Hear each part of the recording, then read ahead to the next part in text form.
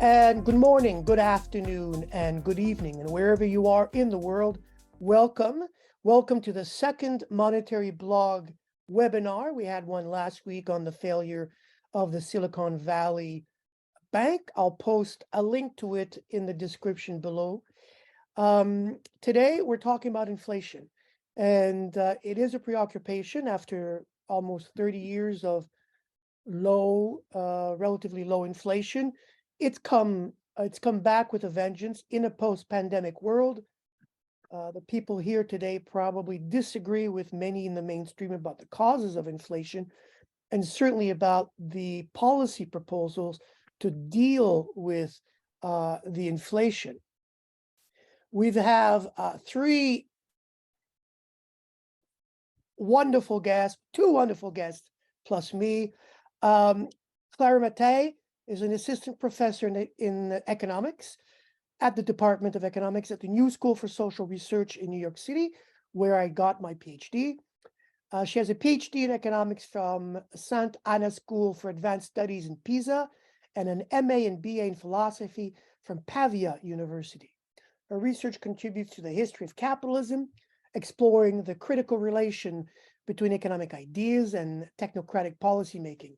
She recently published her first book, The Capital Order: How Economists Invented Austerity and Paved the Way to Fascism, with the University of Chicago Press, no less. The book investigates the origins of austerity after World War II crisis to understand its logic as a tool of reaction against alternatives to capitalism. This book has received a lot of praise, notably from Thomas Piketty, who wrote a must-read with key lessons for the future. She just returned from a two-week trip to South Africa to promote her book. Our second guest, David MacDonald, joined the Canadian Centre for Policy Alternatives as its senior economist, and he has coordinated the Alternative Federal Budget, which takes a fresh look at the federal budget from a progressive perspective. David has also written on a variety of topics, from childcare to income inequality to federal fiscal policy. He's a regular media commentator on national policy issues, often speaks to the CBC in Canada, Globe and Mail, Toronto Star, and the Canadian Press. Certainly, my students know him quite well, because I think half the readings, if not more, on my various syllabi are from David MacDonald. Third guest today is me. I'm not sure what to say. Editor of the Review of Political Economy, professor at Laurentian University, and the director of the of the Monetary Policy Institute. We run a blog with David Fields, who's here. And if any of you want to contribute, we publish a blog every Monday. Well, thank you very much to both of you for joining us today. I'm going to call on Clara to start the conversation on inflation. Thank you. Really wonderful to be here. I think your blog is really one of the few places where you can actually read some serious contributions on what is going on right now in terms of macroeconomic management and monetary policy. So it's a real pleasure. And I'm also happy I had contributed early on to a piece. And actually, I'm going to use that as one of the points of reference for the talk today. In fact, my few remarks will come in from the research I've done for the book. And because I do believe that if we take history seriously, we can learn many lessons for the present. And in fact, what is interesting is that if you go back 100 years to what happened after the First World War, we see many of the salient aspects of the way policymakers are deciding to tackle inflation. We can really make sense of what is going on at the present. So 100 years ago, after the First World War, we had a moment of high inflation. And it's in this historical moment that you really realize something that, again, today, unfortunately, is buried by the technocratic impulse that we have internalized also in the so-called left, which is the fact that inflation was a deeply political issue. It was once economic and political. And this is something that contemporaries really saw clearly. This is John Maynard Keynes in 1919, and he says, a continuous of inflationism and high prices will not only depress the exchanges, but by their effect on prices will strike at the whole basis of contract, of security, and of the capitalist system generally. This is also Einaudi, also in the immediate post-World War I moment, saying, what appeared to profoundly shake the entire society and prepare a social revolution was called with a technical word, monetary inflation. So the point being here is that experts 100 years ago really realized clearly how inflation has the power of shredding to pieces the dominant ideology by which the way we organize society is actually the most efficient and potentially the only one possible. Indeed, after the First World War, this high inflation really brought about enormous contestation of the basis of capitalism itself, which was capital as the social relation by which the majority was accepting to participate in the workforce as wage earners. So as the book digs deep into the various alternatives to capitalism that were triggered by this inflationary spiral, that were really alternatives that went beyond wage relations and private property of the means of production altogether, and found different ways in which we could imagine producing and distributing. So it is in this historical moment in which really capitalism was contested as its very core that, and this again, how inflation was one of the real reasons why workers were demanding a completely different future. It is in this moment that economists propose models to explain inflation that, of course, are models that are very similar to the ones that we hear in the mainstream today, blaming fundamentally workers for having received higher wages during the war period, the First World War, and thus, in a way, being responsible for consuming and especially for wasteful consumption. So it is important to note how in a moment in which really there was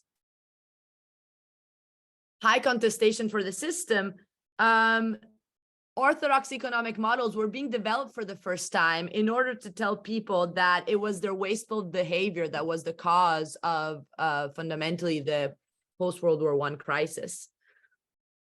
And a very important author here to consider is Ralph Hawtrey. Ralph Hawtrey was the in-house economist at the British Treasury after the First World War. And he was quite explicit. He says, redistribution of the purchasing power among the various classes of the community has been altered in favor of those whose purchases were mostly severely restricted by the narrowness of their purses. So again, the idea that it was the wage earners who had to be blamed. Now, of course, as we know currently, there were other explanations for inflation that were not blaming the workers, but the explanations that mattered, that were true to the ruling institutions, were indeed the explanations that told people they should abstain and forcefully abstain. And thus, indeed, the Bank of England took on Hawtrey's model, which was the first overconsumptionist model of inflation. So a model of inflation that really pointed the finger to those that were considered as unproductive consumers, differently from the savers investors who were instead productive consumers and thus had to be incentivized. And it's Ralph Hawtrey that really starts the big campaign of rising the interest rates after the First World War. And of course, the campaign that parallels the campaign of monetary austerity, of increasing the interest rates, which is the campaign for independent central banks. Something that right now we take for granted was actually actively constructed as a mechanism to protect the capital order from potential democratic intervention and democratic discussion about how to run the economy and monetary decisions. So Ralph Hatcher is famous for saying that the Bank of England should be kept private and shielded from public discussion, especially with the idea that it should never explain, never regret, never apologize. So these are his words to say we really need to make sure it's the experts in power with their models that, of course, are extremely classist models because they blame certain classes instead of others, that they have the space to act without having to incur into any obstacles from democratic participation. So in this sense, it's very important to understand how at that time, the defeating inflation was fundamentally an excuse for a much bigger project, which was that of restabilizing the capitalist economy. And defeating inflation through increases in interest rates went, of course, hand in hand with cuts in social expenditures, and of course, with forms of what I call industrial austerity, which are, of course, privatizations and labor deregulation and outright repression on wages. So it is in this way that after the First World War, the capital order was restabilized thanks to this austerity trinity, with the specific effort of compressing wages and increasing the profit share over the wage share, and ultimately refurbishing investors' confidence in investing within a capitalist system. So what does this story tell us about the present? And again, if you want to read the details of this story, this is what my book is really all about. I think it tells us that we're seeing similar trends, unfortunately, extreme parallelism that are quite terrifying, in fact. Right now, we have people like Larry Summers who are explicitly saying that we need to, of course, increase the interest rates in order to avoid this increases in labor costs that are really triggering the inflationary spiral. So the models of Ralph Hatcher are quite impressively similar to what economists are telling us today. And of course, we are in another moment that is not as explicitly revolutionary as it was in 1919, but definitely we have to consider the fact that we are in a moment in which labor relations are more disorderly than the ruling elite would like. We know that in 2022, 46 million people, workers, left their jobs. The Great Resignation is a real phenomenon in which people are spontaneously rebelling against wage relations. If you add to this the fact that inflation is increasing strikes and increasing unionization, especially in the service sector, which has been unprecedented in the last couple of years in this country, we really see clearly that the models that are true for the Fed in this moment are not models that have greater explanatory power. They're not the models that actually tell us why inflation is happening, which we know many very authoritative scholars point to the problem of profit push being really the source of this inflationary moment. Of course, this doesn't matter. The explanatory power of the actual causes of inflation do not matter, because what is true for the Fed officials and other central bankers is what is pragmatically necessary in order to fundamentally repress wage earners and restabilize class relations.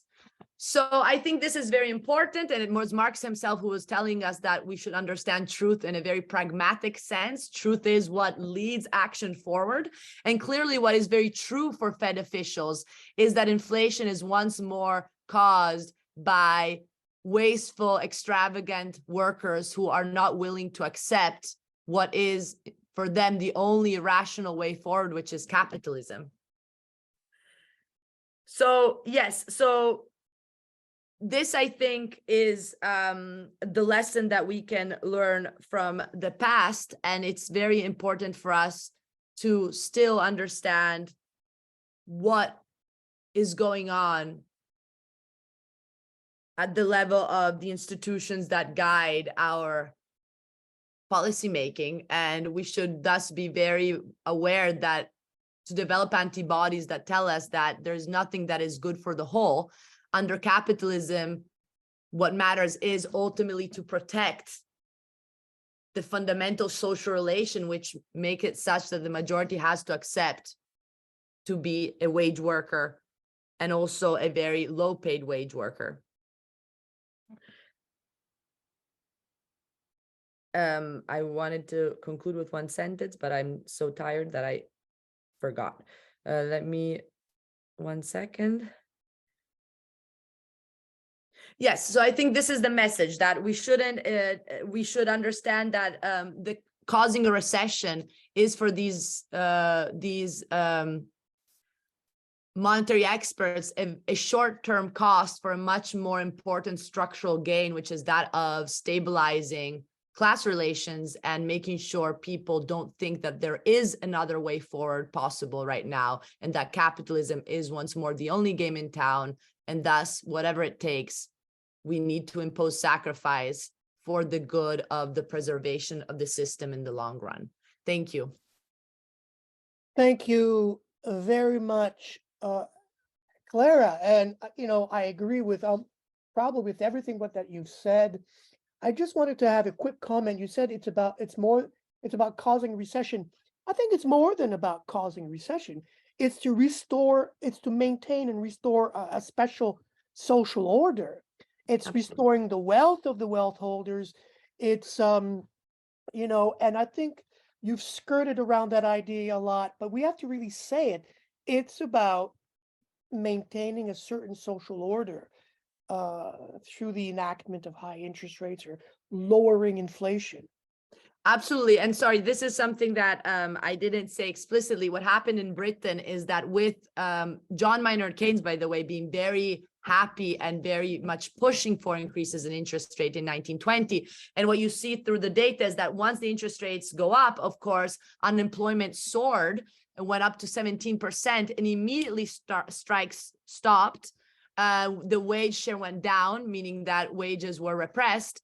And this was something that ultimately benefited a very hierarchical society. So it is very clear how interest rates going up, as we know very well, causes higher unemployment, which puts back in action the disciplinary mechanism by which people will have to accept lower wages. And this is exactly what they're explicitly saying still today. But if you look at what was happening after the World War, it becomes even more obvious. Yeah, I agree. Thank you. By the way, I forgot to wear this at the beginning. My COVID mask. What would Keynes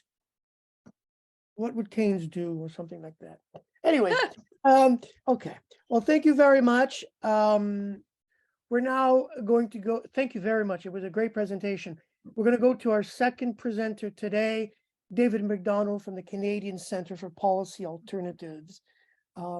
David's going to share his screen. Yeah, can you see that, folks? Yes, we can. Great. So thanks so much for the opportunity to speak to you today. I'll be speaking on exclusively Canadian parts of this, so hopefully there's some corollary in the US. I don't really know.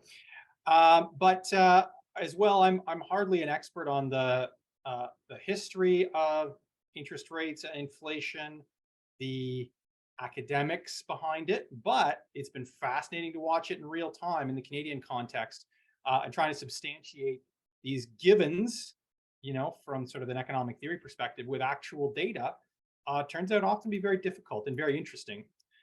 So what I want to, oh, that's missing. Much of what I'm going to speak to you today about is from this report who's, yeah, doesn't appear on this slide. In any event, it's a report that I put out through the think tank where I work called Where Are Your Inflation Dollars Going? What's interesting, when you think of like neoclassical economists, even the general public, I really think that they believe that inflation is something different than the average of individual prices, that inflation is something like a currency devaluation. So, if you're in Canadian dollars and you're trying to buy some American good, it doesn't matter whether you're trying to buy cotton candy, whether you're trying to buy, camshafts for an engine. If the Canadian currency is devalued by 8%, everything's 8% more expensive. There isn't a difference from cotton candy to broccoli to camshafts or whatever. And so as a result, it blinds us to other things that are happening behind the scenes of inflation, not as a concept, not as something separate from prices, but something that emerges from prices, emerges from actual data. And so the other piece too is the focus on inflation is almost exclusively on CPI, or consumer price inflation, which is the retail price, but utterly ignores the entire supply chain behind those retail prices. So obviously retail prices are a part of economic, are a part of increases in prices, but they are hardly all of the increase in prices. Moreover, it tells us very little about the supply chain leading up to that final increase in prices that consumers are seeing, and who along that supply chain increased their margins, who along that supply chain passed along increased costs but did not increase their margins, and who's benefiting. And so this first paper that I wrote is an examination of the GDP deflator. So the GDP deflator is inflation, not just of consumer goods, but it's the increase in prices across the entire economy. And on the inflation, or on the income side of it, it can be disaggregated into changes in labor costs, changes in profits, changes in some tax net of subsidies, and some other sort of financial pieces. But this approach is the one I chose because it allows us to actually look at where inflation dollars are ending up further down the supply chain by industry, and also where they're ending up in respect to these big categories of potential costs like profit, like labor, and get to this question: who's benefiting from these inflation dollars, from the GDP inflation that we're seeing? Where is that money going? And so this was sort of the goal of this first piece. A lot of this was actually a data project in Canada. This data is actually readily available in the US, but it's not in Canada. In Canada, there's a heavy focus on the labor portion of the GDP deflator. So we have really good data on labor productivity, sliced and diced 100 different ways about whether workers are being quote unquote productive. And in the Canadian context, we have no data, or very little data with huge delays, on profit productivity, on whether profit is productive. We often think of how could profit, what does that even mean for profit be productive? Well, of course, labor can be productive if you manage to increase output faster than you increase the wage bill. I mean, that's how labor is productive or not productive. We often don't think of profit that way, but we certainly could, which is to say, is profit going up because productivity is going up, which is desirable in terms of long-term economic growth, or is profit going up because prices are going up and therefore profit is unproductive? And we really think of it in that sense. And so in the Canadian context, there's this huge blind spot where, these basic factors in terms of the GDP deflator, only the labor piece is calculated and the rest are not. So part of this was a data project of attempting to put this together within the Canadian context, even though it is relatively well available in the US. And it also gets to the point of inflation as opposed to being some concept, some number that descends from the heavens. It is recording conflict. It is recording conflict between workers and profit. It is recording conflict between industries of attempting to capture this increase payment that consumers and everybody else is paying for goods and services in the economy. And so, I mean, this is a very brief look at, the pink line here is the consumer price index. This is quote unquote inflation that everyone's concerned about. This is what the Bank of Canada targets. But it is only one part of inflation across the entire economy. The GDP deflator is the change in prices across the entirety of the Canadian economy, which is in light blue. And then the focus of this paper is on the GDP deflator of the business sector. This is the corporate sector that declares profits and has labor costs and so on. And you can see you get a different picture here of inflation happening earlier when we look at the entirety of the economy, ending up in the consumer price index much later. As you can imagine, changes are being pushed up supply chains that in the end result in increase in prices for consumers. But consumers are not the first ones to see this. Other parts of the economy saw it earlier. And in particular, the business sector saw it much more severely than GDP in general, or the economy in general. And so this is the focus of this paper, is the sort of light blue, oops, back on there.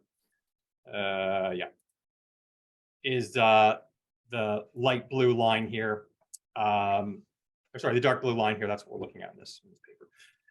And so broadly, once you attempt to disaggregate this GDP deflator within the Canadian context over the period where we see a big increase in inflation, you can take all of the money that is being spent in inflation of increased cost of goods and services over and above changes in output as measured by real GDP, and you can break them up into the various categories where they have ended up.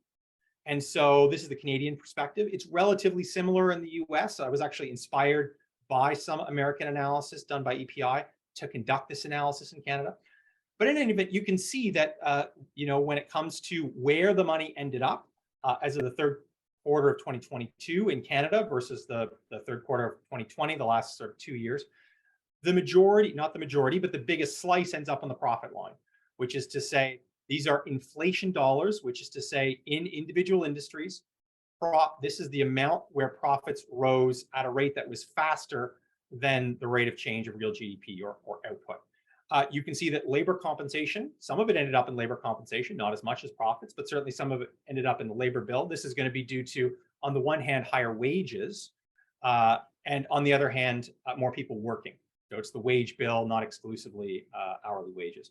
And then there's another cost category here, which incorporates indirect taxes, net of subsidies, and some financial costs like interest and that sort of thing. And so what's interesting here is when we talk about, is this workers' fault? Well, you can't tell whether it's workers' fault until you can look at all of the drivers of costs, of inflationary costs, and disaggregate them. You can't say whether it's workers' costs versus any other. In this case, workers' costs may be playing a role, but it's certainly not the biggest role. And the other thing that is useful about this approach to inflation via the GDP deflator instead of the CPI is that not only can you do this kind of aggregate analysis, but you can also do this analysis down to the industry level. So you can look industry by industry and say, in each one of these industries, have these parts of the cost structure of these industries gone up faster or slower than the output of that industry as judged by real GDP? And if they have, what proportion went to profit versus what proportion went to worker compensation? And so what's interesting here is that you can see these top sort of 4 sectors here of the Canadian economy, 2 of which are directly related to oil and gas extraction, which is a very important industry in the Canadian context. And the other 2 are related to real estate. This is the banking industry, financing real estate, and this is explicitly the real estate industry. And you can see, the biggest beneficiary of inflation dollars, where inflation dollars ended up, is the mining, oil, and gas extraction industry in Canada. And it went exclusively, or basically almost exclusively, to profit. So it's not as if oil sands workers are seeing big wage gains here. That's not what's driving in that particular industry the GDP deflator. It's exclusively profit. And what's interesting is that, if you took these top 5 industries and took only the pink line, which is just the profit, this represents 47 cents of every single inflation dollar we pay ended up in profit in one of those 4 industries. If we look over this time period we're examining.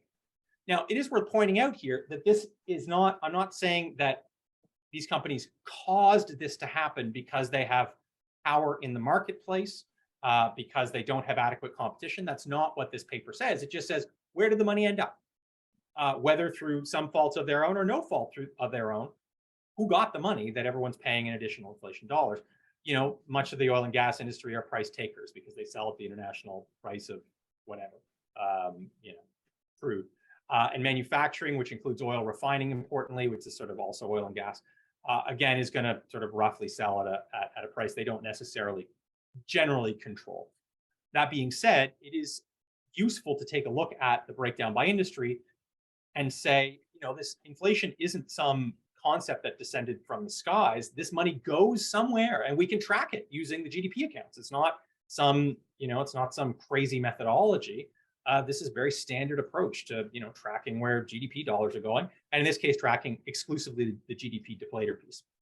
And there are certainly industries where you see worker compensation being very important. Professional, scientific, and technical services. Almost all of the inflation there went to worker compensation. So this is an industry that's primarily, what's driving this part of this industry is IT work. So there's a big expansion in IT work over this period. Everybody works from home, so you got to hire more IT workers. You got to pay them more, and so that's a big part of what's going on here. Everyone's always very interested in grocery stores, which, as I always say, is the end of a long supply chain. And so we blame grocery stores because their prices went up. But without this type of analysis, you have no idea where on the supply chain that's coming from. And so in this case, grocery stores would be contained under retail trade, so you can't really see them. In the US data, you absolutely can see grocery stores, but you can't in the Canadian data due to data limitations and the fact that I sort of hacked this all together. In the construction industry as well, you see there's also an area where you see a big sort of inflationary drive of worker compensation. This is largely due to a new level of middle management, as opposed to kind of the frontline laborers in the construction industry. But the net result of this, and you can sort of see this in the GDP accounts, is that if you take apart the income side of GDP, and this is the entirety of GDP and the different proportions, not just the GDP deflator, you can see a realignment, which is to say more of GDP ends up in after-tax corporate profits, which is the orange line. This is hit, depends on the quarter, record highs, close to record highs. While at the same time, worker compensation, which was quite high at the start of the pandemic because profits were down and GDP in general was down, plummet to record lows. And so you see a realignment of who benefits from economic growth, right? Where is economic growth going when we record it on the income side? The third line here is net mixed income, which is small business income, and it is at or near record lows. Worker compensation isn't quite at record lows here. We saw sort of lower lows, as it were, in recent history in the mid 2000s in Canada, but it's close to record lows. And so net mixed income, though, is at record lows depending on the quarter. And so you can see, inflation as conflict, right? This is the conflict. Industry against industry, large business against small business, profit versus workers. And these aren't unknowable things, right? We can look at this and say, these are knowable. Now, this doesn't necessarily tell us cause, but it does, I think, tell us sort of who benefits, who ended up with the money potentially through no fault of their own because they're in the right place at the right time.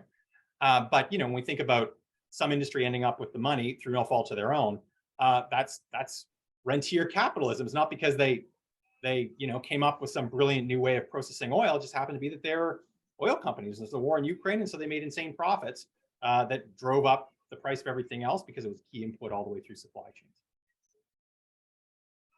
Now, the second part of this presentation is another piece that I wrote, a paper as much as it was kind of an analysis based on the state of the art of the connection between interest rates and inflation. Whoever is singing, Claude can here you just mute yourself, please? Yeah, I think it's Claude.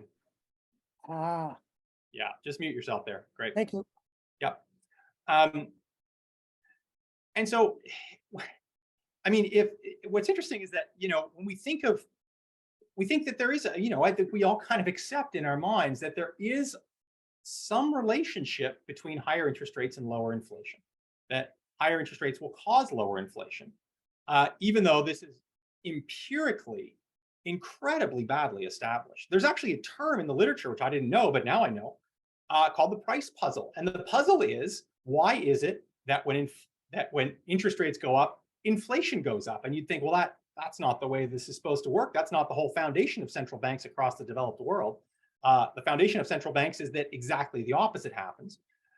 Fundamentally, the problem is one that Clara pointed out at the very outset, which is that over all of modern history where we've got good statistics, whenever inflation goes up, interest rates go up as a reaction to inflation, not necessarily because one's causing the other, but they're happening at the same time. And to actually disaggregate those is incredibly difficult. And so reading the literature is a fascinating examination of, we take one of these pieces for granted that that there is this clear relationship, and that every research assistant at the Bank of Canada or at the Fed produces one of these papers every semester about how there is this relationship and what it's going to be.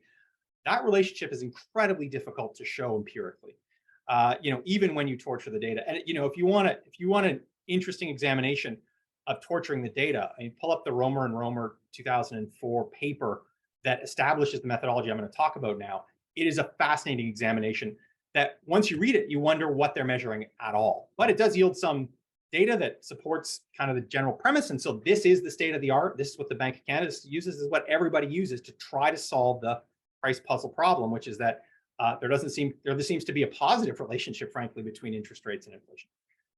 So that being said, let's accept for the fact that the Romer and Romer methodology is a good one. I think I have no idea what it's actually measuring, but let's say it's a great methodology. It was applied in the Canadian context.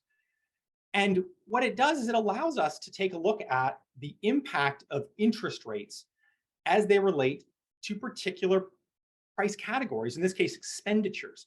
So the other thing I think that's often accepted is that interest rates go up and prices go down, but there are no prices, right? There isn't a price of things. There are individual prices, but there isn't a price that's outside of individual prices.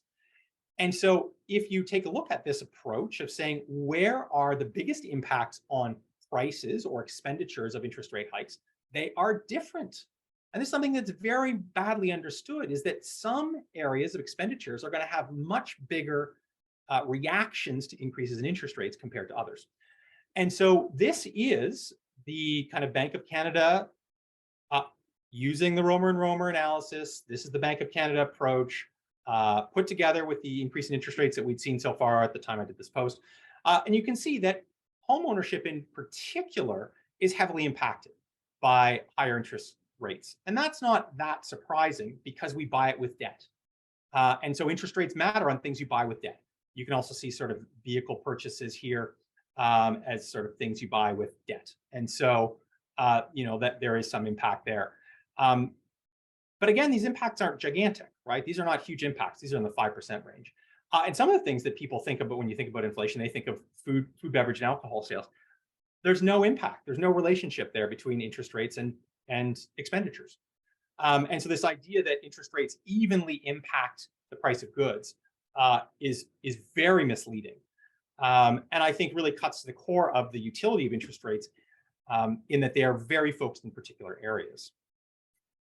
Now, what's interesting is that what's rarely analyzed when we take a look at the impact of interest rates on inflation is that in some areas, like homeowner replacement costs or the cost of homes, and other owned accommodation expense, this is the transaction costs of buying and selling homes, like real estate commissions. Those are heavily impacted by changes in interest rates, as you might expect, because you buy them with large amounts of debt.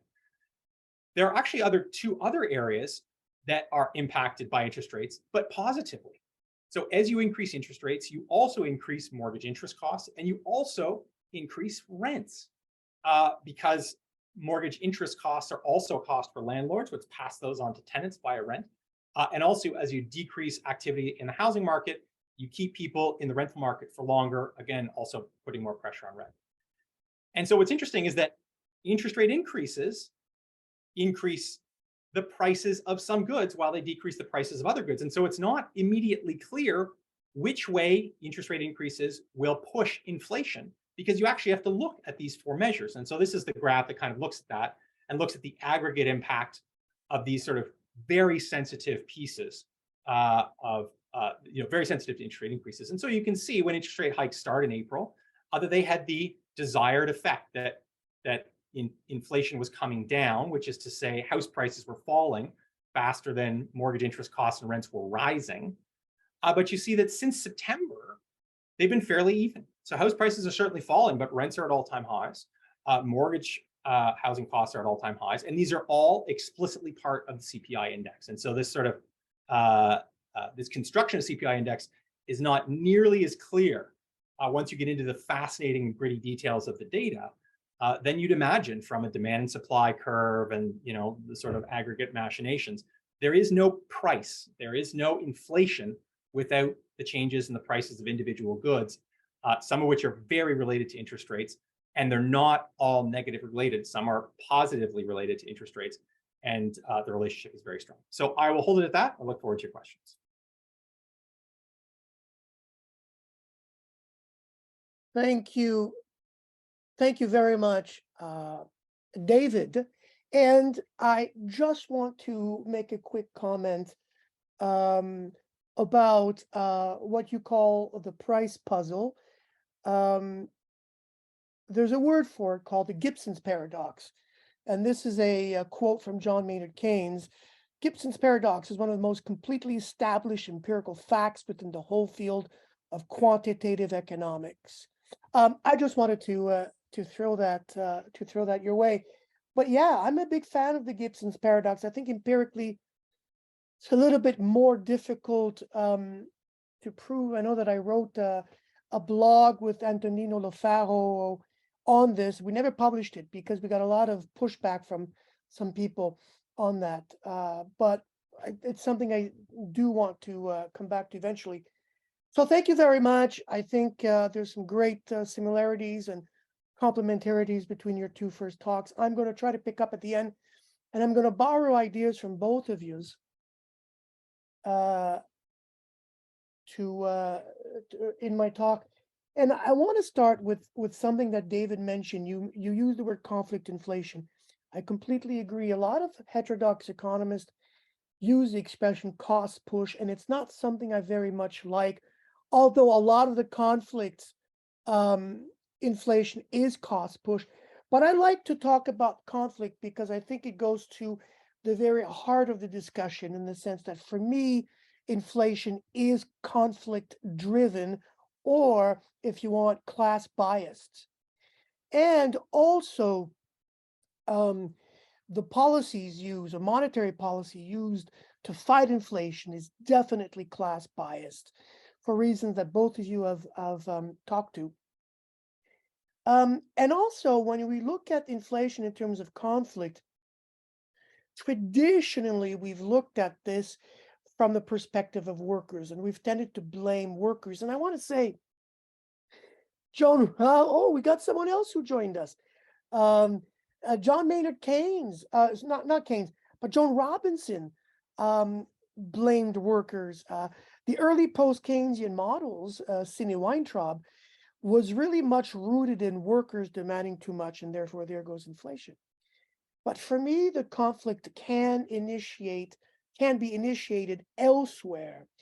And this is why I liked this idea of conflict inflation, because it places the conflict not with workers, but here with corporations. And you can even argue that the conflict can be initiated by the central bank itself by raising interest rates, which disproportionately affects workers. And then we haven't even started to talk about gender issues here with respect to inflation. Marcella, who's here, maybe she can say something on this during the questions, but I think that the way economists look at inflation and monetary policy is very sort of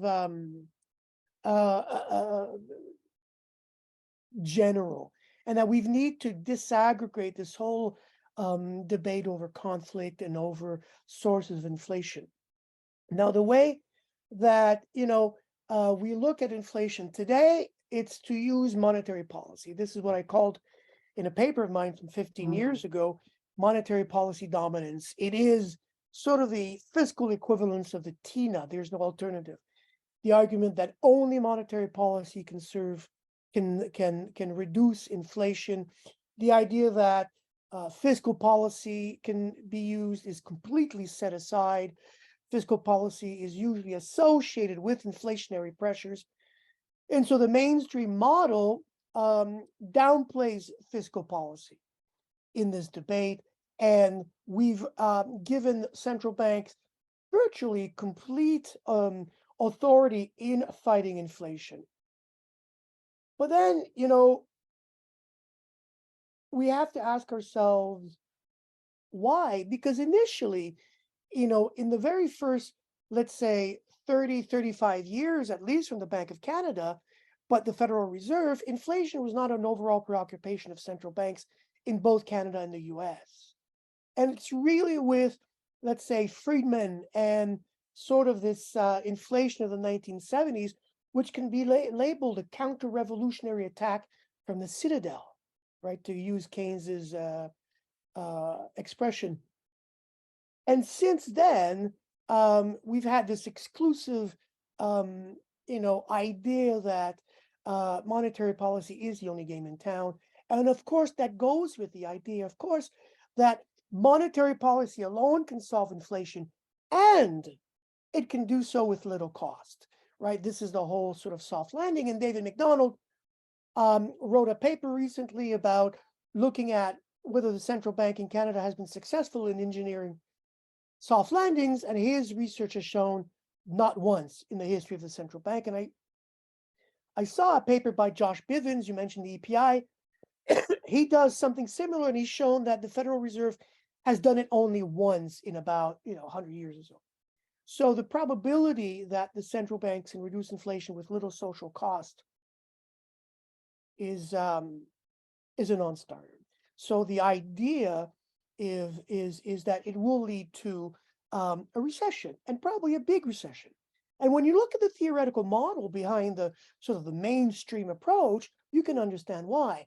The entire explanation for the use of monetary policy, when you think about it, it has to be that inflation is demand driven.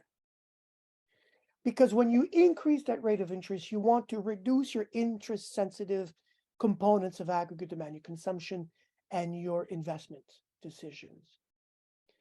But the problem with that approach is that we know that the great majority of inflation is not demand driven.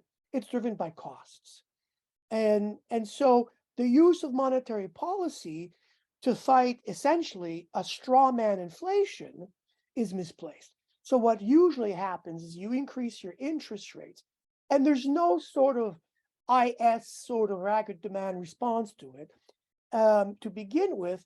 And on top of that, if you don't have that collapse in aggregate demand associated with the collapse of the Phillips curve, with a horizontal or flat component to it, then you really end up in discussions over the effectiveness or the impotence of monetary policy to fight inflation that is not driven essentially by demand. The San Francisco Fed has said that demand inflation is about 25 to 30%. And, looking at David's slides, I wonder as much, and, perhaps David has looked at what would inflation be had it not been for these increases in interest rates that we've had. So, and so I ask myself, surely the central bank must have access to the exact same numbers, the exact same data than I have. They must have the exact same data that David has. He's pulled them from reliable sources. So why does a central bank still insist on using interest rates to fight an inflation that's not demand driven? And for me, I fall back on sort of a new schoolish political economy explanation. We have to remember that central banks a year ago were saying inflation was temporary. There was no need to raise interest rates. But they started raising interest rates only when finance and financial players started accusing them of being irresponsible. And that's when central banks started raising rates. The ECB was very late to raising rates, but started raising them when they were accused of being irresponsible. So there's this idea that central banks are not exactly insensitive to what certain players think about their role in fighting this. And so they started raising interest rates. And I'm going, well, why? Well, when you look at what inflation does, is that it reduces the real value of wealth. And who has these wealth is, the 1% or the 10%. And these are the people that we're calling on central banks to act and accusing them of being irresponsible and accusing them of being, so irresponsible. So I think that you have a segment of the and this is what I mean by inflation being class-based. You have a certain section of the population that does not like inflation. They pressure the central banks, who then start raising interest rates. And the increases in interest rates is also full of sort of class bias and gender bias, because it affects the most vulnerable in society. Now, when you look at wealth, for example, when you raise interest rates and you lower wealth, you may be helping wealth holders. But if you lead to a collapse of the real estate market, which you have in Canada, 25, 30%, and even 40% in certain parts of the country, well, home ownership is the main instrument of wealth for the middle class who owns a house. So by triggering a real estate or a deflationary bubble in the real estate market, you're really sort of telling the middle class, your wealth is going to be affected, and we're going to help the wealth, the 1%, to regain the value. And this is what I meant by, restoring or maintaining a certain social pecking order in society. And this is what central banks do. And on that, I have no questions. And so when it comes to alternatives, there are alternatives that have less social cost, like the use of fiscal policy. Isabella Weber is everywhere right now, and she's written a book essentially on this. Price controls, profit controls, taxes on excess profits, and et cetera, et cetera. And that goes back to Nicholas Kaldor, by the way, who was advocating some sort of buffer stock model in raw materials to counter the pressure on prices of oil, for example. And here David is absolutely right. Again, and not surprisingly, inflation is conflict driven, but not just at the national level, but at the international level as well, between oil producing countries and non-oil producing countries. So for me, inflation is always and everywhere a conflict phenomenon. And once you start seeing it in that sense, I think it sort of opens the dialogue to what kind of policies that we could be adopting. So instead of adopting a monetary policy that essentially fights inflation on the backs of workers in the middle class, there are policies that can sort of share the burden of fighting inflation. That's all I wanted to say. So thank you very much. So I'm just going to bring Clara back and David to the screen. And I'm just going to start with us three. If you have any comments on each other's, or if you want to say something else in light of what others have said, please go ahead. If I can just make a point that is very much connected with, I think, both of your presentations, is the fact that that's why it's absurd to talk about austerity as a policy mistake. And when I talk about austerity, I'm sorry, I want to clarify the framework that I propose in my book, The Capital Order, is that austerity is monetary austerity, so interest rate hikes, what we're talking about now, but it's also fiscal austerity as cuts in the social expenditures and regressive taxation, and again, industrial austerity as direct attack on organized labor deregulation, and privatization. So when we talk about austerity as a policy mistake, we're really missing the point, right? Because it's actually really interesting, because if you look at it from a point of view of the actual empirics, it is the case that a lot of the time austerity does not reach a status goal of balancing the budget nor of curing inflation, right? Which was actually something that David was pointing out, that interest rates hikes actually don't bring about this. But I think this is why we need to adopt the political economy lens that is proper of the New School, to realize that the idea of reducing austerity to a policy mistake is really to avoid using what is a crucial lens to understand our capitalist society, which is the class analysis lens, right? We cannot understand what's going on if we don't understand that there's winners and losers, and that's what matters.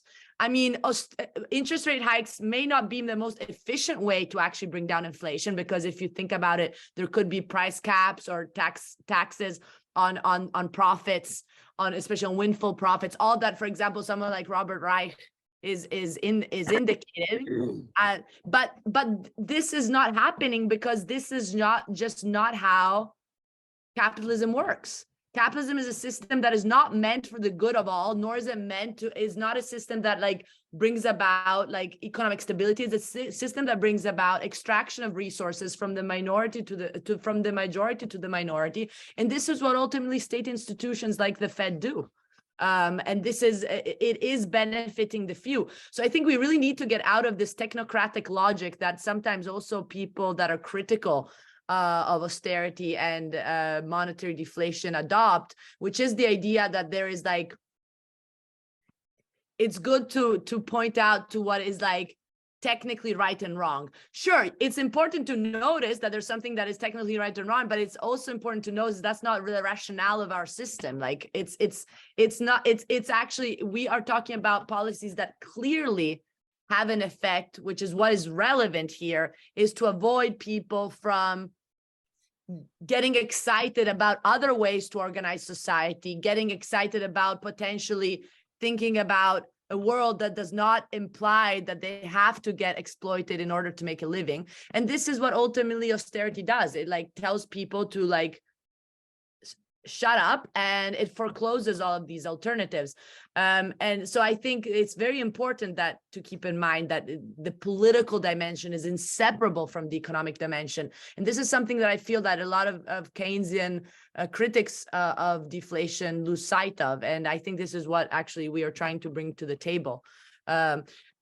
That, you know, if we are looking just at from a point of view of the aggregate, we could say deflation is irrational sometimes, but that's not the point, right? It's irrational only if we don't adopt a class lens. Once we adopt a class lens, we realize that it's very rational for what it is meant to do, which is again safeguard the privilege of the very, very few who profit from this system as a whole. And these people profit, and of course, real wealth is eroded with inflation, but ultimately, the winners are always the same, both in moments of downturn and of upturn. It's just about how to preserve this privilege and this wealth. Thank you, Clara. I'm just going to see your argument and raise it a little bit, because David Field and I wrote a blog a couple of weeks ago entitled "Austerity Kills." I saw it. How many people have died because governments have cut back on services, or on workers in essential services. Jamie Galbraith wrote a column essentially on that as well. That was the inspiration for ours. But we can't lose sight on that. And you're right about what you've said. In the very first blog back in June, I wrote, there are always winners and losers. And this is, I think, the best way of analyzing from a functional distribution of income, I think, perspective, policies. David MacDonald, do you have anything to add? Because I want to call on Marcella if she wants to say a few things. I know that she's said something. I'd like to hear. Yeah, let's go on to other. I've actually got to leave at 4:45, but let's go on to other comments. I mean, I had my 20 minutes of fame. Let's hear some other questions and comments from. Okay, Marcella, do you want to say something? Well, Louis-Philippe, thank you. No, I just written in the chat what I could say for the moment. When we speak about inflation, we should always remember, and this is something that statistics shows very well. So I wonder whether David can show some statistics for Canada, similar to the one that I have in front of me for Italy. Inflation is not one, it's not just one, it's more than one. I mean, when you look at the dynamics of prices, you can see that prices react in terms of inflation in very different ways. So, for example, concerning Italy, the prices are going up for basic food, electricity, energy speaking, of course, also because of the effect of the Ukraine war, but at the same time is going down for audio videos and things like that. Just to give you examples. So even the differences in the dynamics of prices have somehow a class connotation. And very often the prices go up for goods that are consumed by low class people, so low wages and so on, while it goes down very often at the at the same time for goods that are consumed by upper class people. So even in that sense, inflation hits harder the more vulnerable part of our societies.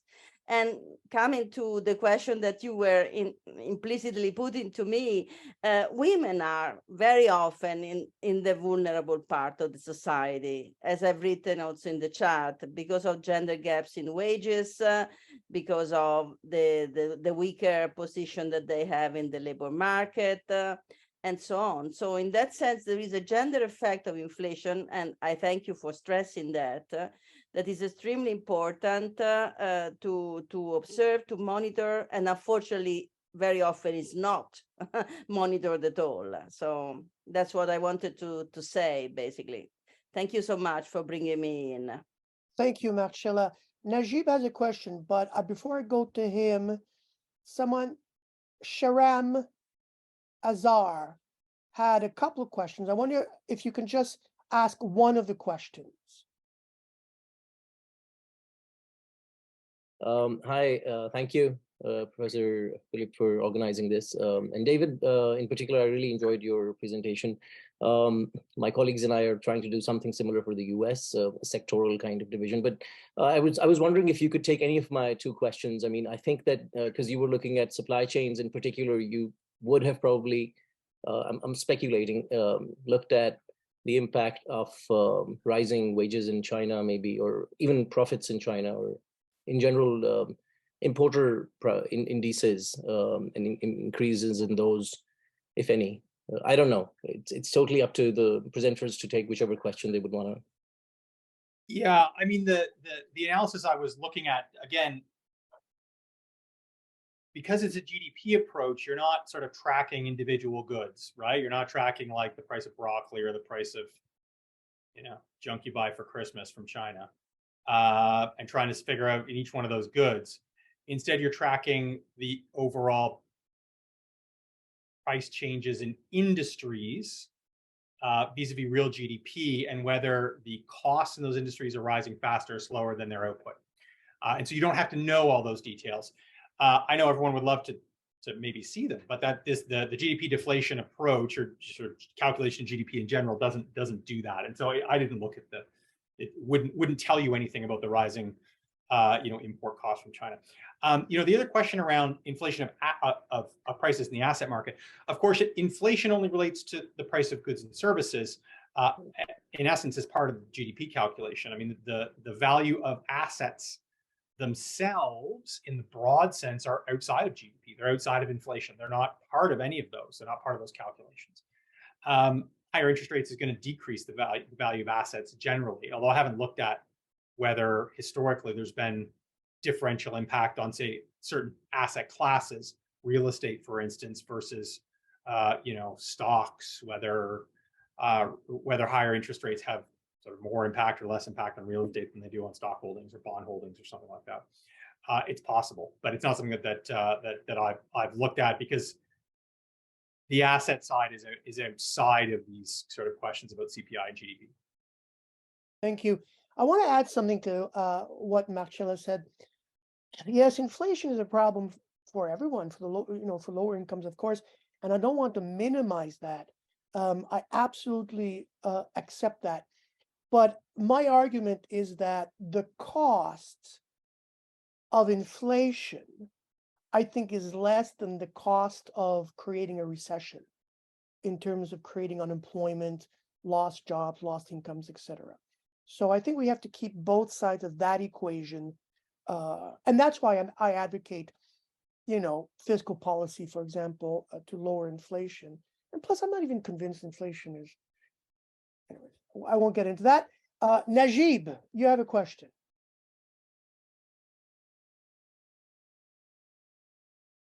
Okay, as always, thank you so much, Louis-Philippe, for a wonderful session, and a big thank you to both of the presenters. I really enjoyed your presentations.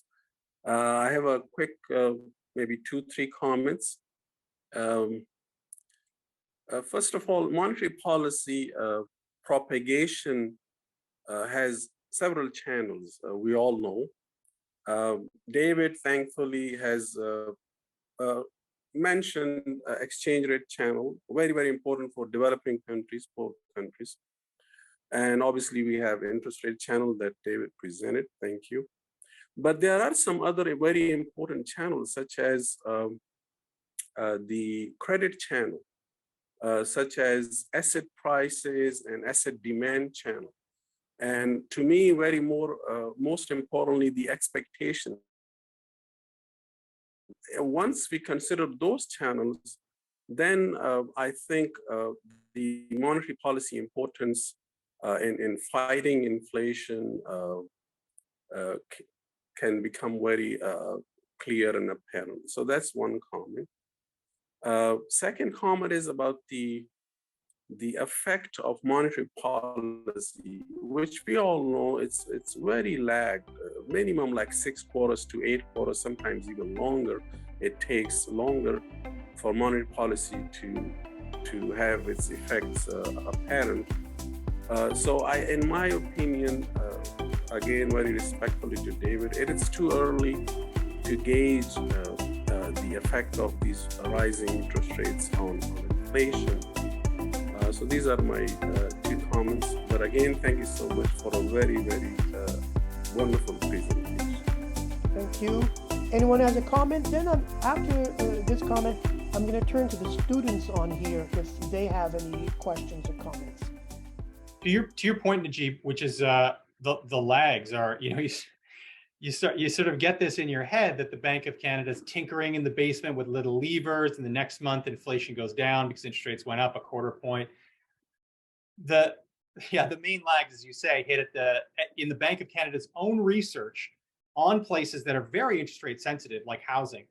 The maximum impact is at the 8-quarter mark. That's 2 years, right? You can't fine tune anything in 2 years, right? We're at this point, we're at sort of the 1-year mark of the increase. So at this point next year, we'll see the full impact of the rate hikes that started at this point last year, which are relatively small. The big hikes came in the summer. So this idea of fine tune, I mean, it's like trying to drive a car with a 2-year lag, right? You're going to smash that car up immediately. But that's the premise behind, monetary policy, even when the best available research shows that the lags cannot make this feasible in terms of any type of fine tuning. Absolutely agree with that. Okay, no students have questions. I'm going to turn to the last question by Ilan Dogus. Hi, thank you so much for your presentations. I would like to raise one question and one comment. First comment, I think the expectations are the key tools for inflation targeting. But this works to veil, to mask the reality that big firms set prices and they exploit their market power. And if you say prices or inflation are driven by inflation expectations,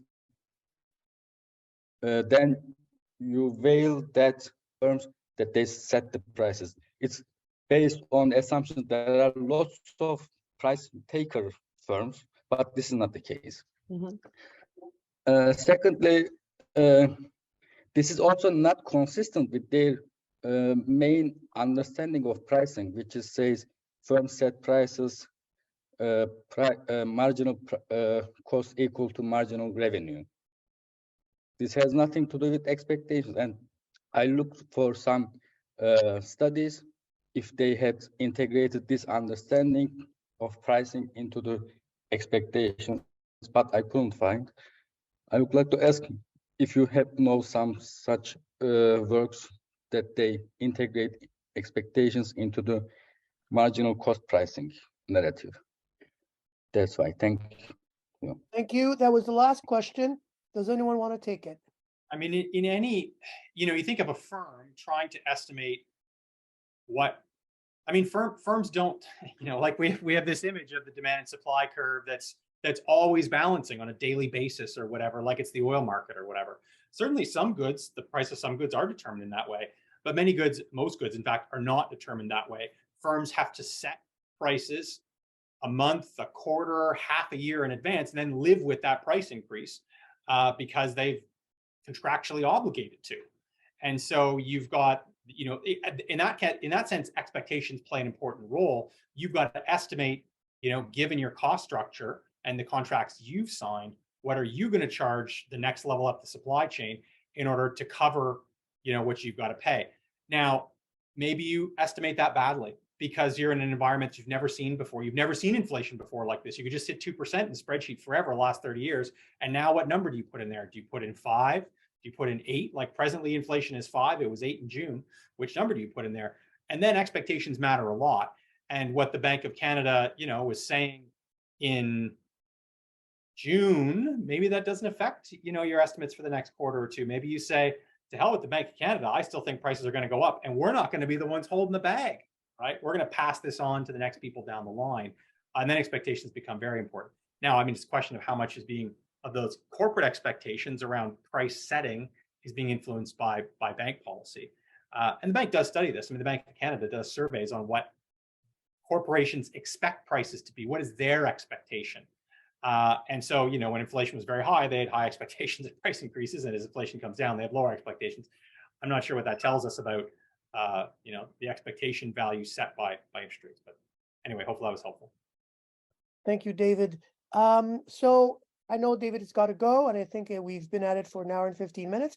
Clara, do you have anything, a final word to say? I'll give it. Yeah, thanks. Yeah. So just to conclude, and going back to your point about how, in fact, people are losing their lives because of the supposed cure to inflation and your great blog, I think the point is that here, as inflation is conflict and the solutions to inflations are conflict, we really need to, I think it is a really propitious moment because it's a moment in which the very logic of how our capitalist economy works is exposed. Because we clearly see how exchange value is completely detached from the priority of exchange value is completely detached from the needs of the people living in this economic system. So I really do think it is a very propitious moment to try to deeply question the very logic of the system we're in at a much more fundamental level. And in this sense, I think it's also very important that when we discuss economic models, we realize that they're of course, not neutral, as we've been saying, because it is a one-sided class warfare that we're discussing right here. But two, that of course, we need to stop thinking that really what matters for people actually at the head of these economic institutions is to achieve greater explanatory power in the research. I really do think we need to switch our mentality and realize that the purpose of the models are unfortunately not greater explanatory power of why inflation, really trying to understand realistically what is happening. But they're often really there to justify this constant increase of the wealth of the very, very few, to the point that, of course, and people starving, that's not a problem. Look at what's happening in Sri Lanka right now. It's a country that just got an IMF bailout, very few money. And they have been increasing interest rates like crazy. They are cutting social expenditures like there's no tomorrow. People are literally dying of hunger. But and it's clear, of course, that these policies are only increasing the recession and only actually increasing their debt problem and only actually increasing their dependence on foreign investors who, so their chokehold is only strengthened. But this is exactly the point. Sri Lanka had been a country with deep political contestation. Only a year ago, there were many people in the streets. They kicked out their president. They were asking for different ways of organizing their economy in general. And of course, the excuse of inflation is great to oppress them into having to accept a very hardcore austerity capitalism. So again, I would really think it's very important that that we keep in mind that we cannot be talking about economic explanation without this political dimension involved. And that's why the whole approach to economics, I think, needs deep rethinking, especially given the current circumstances and what is being revealed of the violence of our society globally. Yeah, thank you, Clara. And there you have it, the new school approach, of which I'm very proud. Thank you very much, Clara. And David left us. He had other appointments. But thank you, Clara, for joining us. It was a great discussion. I really loved it. Thank you, everyone, for joining. Thank you for your questions, your comments in the chat room. Thank you, everyone. And I'll see you soon on another webinar or in person. Thank you, everyone. Thank you so much. Thank you. Bye-bye.